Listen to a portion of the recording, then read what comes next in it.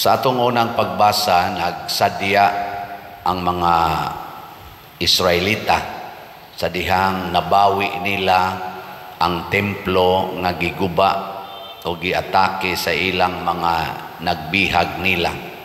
Kadtong hari nga nagsigig pakauaw nila. Nya nagsadya sila og nag-celebrate og 8 ka adlaw, nagpaghuman nila limpyo sa templo, ilan ang gipamutangan na sad og mga nindot nga mga dayan-dayan, naglipay sila maayo, nya ilan atong gihimong celebration. Hangtod gyud nga nabihag or nabuntog na sad sila laing kaaway og ang templo sa Jerusalem na ilog na. Hangtod karon dili na sila makasulod aning maong templo or lugar, di ana lang sila sa kaning ni ang murag paril, tawag nila karon og wailing wall, ana sila magsigig ana-ana sa ilang ulo. Nya si Jesus pag-abot niya, iya sang gilimpyuhan ang templo. Unsa may iyang gikuha dito, ang kining gitawag og batasan nga mangwarta. So ang kwarta mao gyoy makahugaw sa templo. Lingay mong tupad ing nadili ka hingwarta. Ana. Ang templo nila sa una, ila gitong pakamatyan. Sige sila gubat, patay gyud aron ang ilang templo ang simbolo sa ilang kaugalingnan o simbolo sa ilang pagtuo mapanalipdan. Mao sa tong Ark of the Covenant, sa wapa sila templo, makigpatay gid sila sa ilang kontra. Pag-abot na ni Kristo, lahi na nga templo ang iyang gipasabot, dili na kining building. Ang templo na ang iyang gipasabot mao ang atong lawas. Kining atong lawas gitawag na nig templo sa Espiritu Santo. Nya unsaon nato siya pagpanalipod aron dili siya mahimong tulisan or dili mahimong merkado na kwarta mo'y sentro. Dili na ta mo patay sa atong kaaway. Ang sugo na ni Kristo, higugmaa ang inyong kaaway. Sa una ang pagbuntog og kaaway, ato silang patyon mo naroy gihimo sa Israel, mao gyapon ang ilang pattern.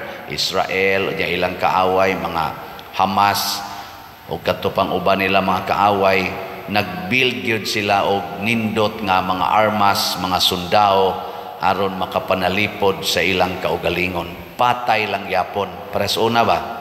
Pag-abot na ni Kristo, lahi siyag pattern. Siya conquer enemies by loving your enemies, o pagpakamatay para nila. Mo na gihimos mga martyrs, kaning martyrs dinis ato, si Lorenzo Ruiz dito sa Japan na martyr, si Pedro Calungsod dito sa Guam, ang mga apostoles nga nagsunod ni Kristo na nga martyr po to sila. Ang ilang paagis pagbuntog sa kaaway mao ang pagpakamatay para sa kaaway. Hay may sakto ani ang pamaagi sa original nga paagis mga Hudiyo nga patya ang kaaway para maluwas ka, o pagpakamatay para sa imong kaaway aron imo silang mabuntog.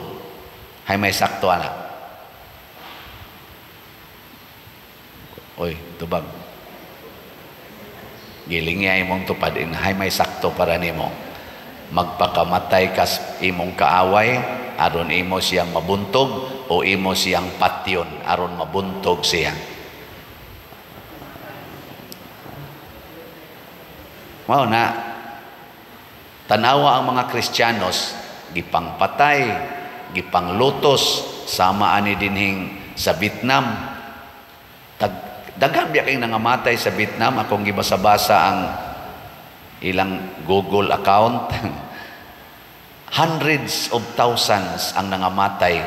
Kanilang 117 mo i-declare, pero hundreds of thousands ang nangamatay gikan sa 15th or 16th century hangtod gyud sa 19th century AD. Daghan kay nangamatay, pero nagpakamatay ra gyud sila. Ang mga Kristiyano sad sa una dito sa Roma, daghan kay nangamatay, hundreds of thousands ang nangamatay sad gikan sa pagkamatay ni Kristo hangtod gyud sa mga 4th century AD. Grabe gyud ang patay. Kay ang Roman Empire god mo'y ga-dominate ato. Why gialaw nga mga Kristiyanos or laing relihiyon pamatyon gyud? Ngana patay gito. Pero unsa ilang gibuhat? Nagpakamatay.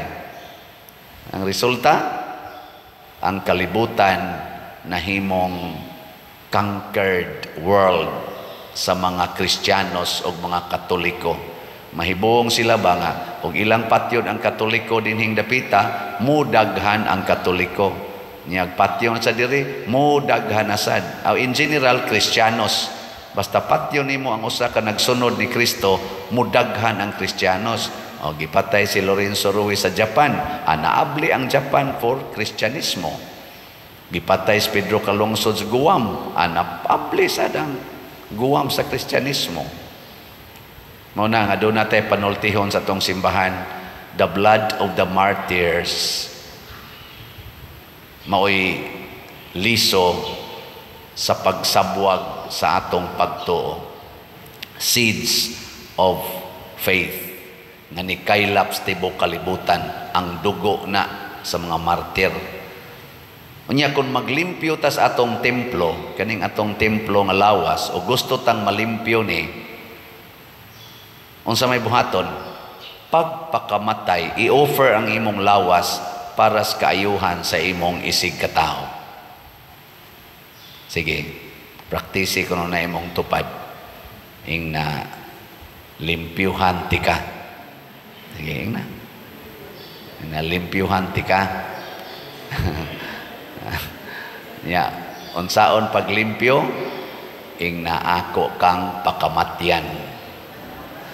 Muna kung ikaw ginikanan, gusto ka imong anak malimpyo ang iyang kinabuhi, pakamati na, ay na sige higyaw-yaw, ayaw nagbinabuyag kasaba, pagpakamatay para anak, malimpyo gina. O gusto sa ka imong bana, nangabit, asawa ka, mulimpyo ka sa imong bana, pagpakamatay, antusa na siya, higugmaan na sige, hangtod ka mamatay, malimpyo ra lagi gina. Mo manay cleansing of sins, kining atong gitawag og humble suffering and death for sinners. Nya madasa din nato dinhi sa atong pagtinabangay dinhi sa simbahan. Kinsa may una natong pakamatyan og atong atimanon sa simbahan, unahon gyud ang labing ubos kay sugo na ni Kristo. Kung gusto kang mahimong labing taas sa tanan, higugmaa og alagari ang tanan, ang labing ubos. Mo na karon sa akong birthday, karon naman gyud akong birthday, di naman gini malali, sa isinta naman gyud ko. Nya lipay ko kay naka himo-himo gyud ko sa atong kanini ang pangandoy. Ang akong pangandoy nga 3,600 ka pamilya ang atong mahatagan og kaning bugas natuman gyud. Natagaan na. Atong tan-awon gamay ang picture sa pagpanghatag og bugas. Naamon tayo akong ipapicture na ray. Ang gahapon ang hatag mi. Part lang na siya sa picture. Dito na sa Kawasan 2, San Roque. Daghan kay sila dito nga mga kuan na kabuk ang kanalang adlaw among anang higayuna nga niapil ko kana sa lain sa mga lugar. Mga 130 kabuok pamilya tong among gitunulan. Kapoy sa sigig tunol namoy poy akong kamot. Sigig tunol ba yan? Check dito. Pero lipay kay sila. Nya ang ato sang pangandoy nga 60 kabalay atong ayuhon nakahuman na tag 7 akong gisoroy gahapon. Tanawon sa nato ang pito ka balay kana mo nay before, nya mo nay after na mo na akong giblisingan. Nya mo sa na ang before na say gipang-ayo mga salog lang mo na nay after paspasa sa de. Mura man sa dog. Di man sa takakita o gahain na ni basta mao na tarong-tarong ng mga bongbong na say mga salog atong gitrabangan nya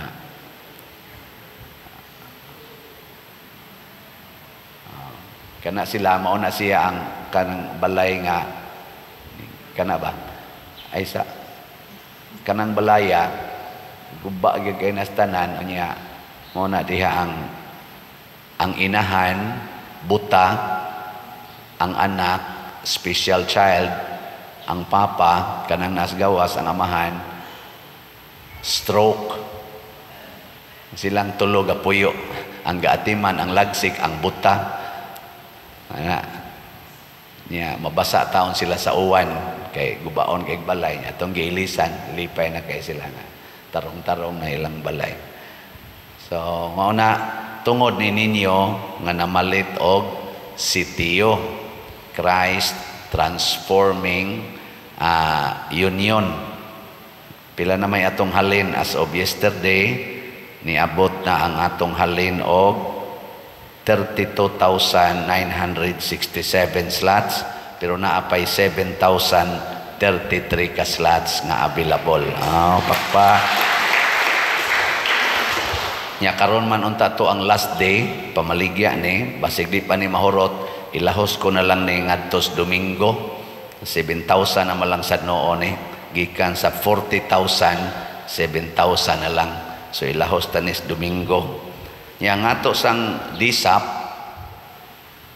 kuan na ay halin na nato katong 140 nahurot na gyud kahalin ang 140 pakpak. Pero 121 pa ang narimit na apay 19 nawa pa mahatag. Nya kay daghan man kayong gasigig text nga pader mopalit pa mi. Mo nang ako na lang sang gipunan. Punan nato og 30 ka slots nga tag 500,000 per slot o nya kutob na lang ang pag-pledge ani kanang muangkon ka ba kutob ra karong December 25 last day na gid na mahurot magsadili wala na tay investment slot kay di na sa niya kabayad sa interest so kutob ra gid ta 170 ka slots unya kon ini ka December 25 na apay dili mahurot aning additional 30 adili na ta modawat. So kung gusto mong mo-appeal para sa ato ning dakong project des Columbari, palit na mo. Nya ang ato sang SBF dag para diha sa atong kumbinto 900 na sad ang atong 997 hapit na sad mo 1,000 ka slots ang atong halin. So pagpaka nato ang tanang namalit ni kining atong gibuhat mao ni ang usas mga paagi sa paglimpyo sa atong templo. Kana bang ang kwarta nato atong gamiton dili lang sa atong kaugalingon kung dili para gyud sa mga kabus para sa simbahan. So tingali usata sa mga dili kayo daghan nga mga parokya nga naghimo niini sa tibuok kalibutan pero dili ni nato hunongon tungod lang kay jutay ra ang naghimo niini ato ning padayonon ha nya salamat kay ninyong nangapil sige lingi ay imong tupad ay murag nakatuog na ing nakaapil kag paayo ato mga balay ing na nya moingon gyud siya wa ko kaapil oy ing na palit nagslot. Ang imong 100 makahatag og kalipay sa mga tao nga naggrabe kay kalisod. Hastag og mga silingan ang mga silingan inig blessing nako mupundok og maayo nya magsigig ingon salamat gyud kay Pader, salamat kay nalipay gyud mi kani sila Pader 14 na ni katuig nga ingon ani in taon ilang kahimtang do na patoy gipanghilantan ang ilang balay hapit na gyud mabungkag niya atong giayo karon bisag gihilantan lipay lang yapon sila kay nindot na ilang kahigdaan. Nako, nindot na kayo. Mga matay mo din ang inyong hilanat. Anhin na mo hayaon, di okay na kayo.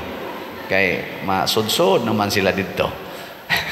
Pero lipay kay sila Ano ba? Kay ngon ko nga, di na ko ma-imagine magtanaw ko sa ilang unang balay niya karon di man sa gid nindot ang atong gihimo, pero ikumparar sad sa ilang gipuy-an sa una, murag 300% ang iyang kausaban. Mo na apil mo ani ako ning gididikit ang akong birthday para ani, pero sa tinud-anay dugay na kong nagpractice ani kay ang ako sang mga ginikanan bisan sa among kakabos matinabangon kay ito sila maampuon kaayo mo apil gyud sa kanang gitawag og katilingbanong kalihukan og pagpangalagad. Natakdan lang sad ming mga anak. Labi na gid ako niya ako sa mga igsoon buhi pamantanan pulos-pulos sa gina mga maalagaron mo nang magtinakdanay ta. Let us conquer the world not by bombs and bullets. Let us conquer the world by our love, service and martyrdom. Manindog na ta.